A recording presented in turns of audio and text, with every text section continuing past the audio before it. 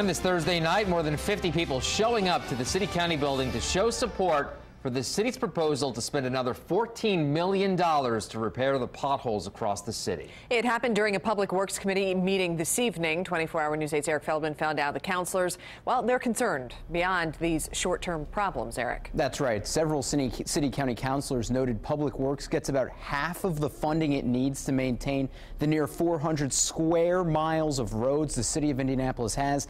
And it's a conversation the city is going to need to have, but the more urgent matter, of course, the more than 7,000 pothole complaints that remain unfilled. Spending $14 million in reserves is the possibility that could fix that. A packed room for a committee meeting, a discussion to spend an additional $14 million to fix the potholes around town. Cannot continue to travel on these roads the way they are, damaging your cars, tearing them up or whatever, so you have to do something. Thursday night, the Public Works Department explained the $14 million request. About $1 million comes from projects under budget this year.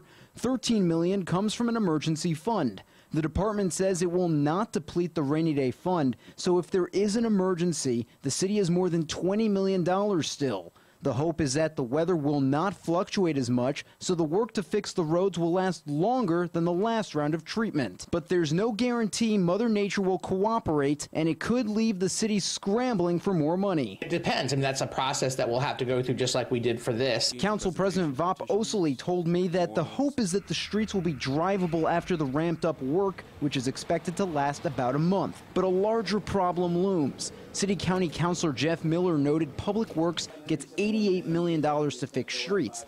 It needs $177 million a year to do the job it needs to do. We have a deficiency. We have a missing segment of revenue that we don't have to address an issue. We have more roads than we can afford to pay for. Councilor Zach Adamson says the city is limited in how it can raise that money. The city is looking at whether they've taxed the max for car registration and licenses. Now, Adamson says any other option beyond those would have to come from the state, and that could include a gas tax or some sort of commuter tax where people who work in Indianapolis but live outside the city would pay a percentage of their income tax to the city of Indianapolis. Now, the city says there are about 200,000 daily commuters. I'm Eric Feldman, 24-hour News 8.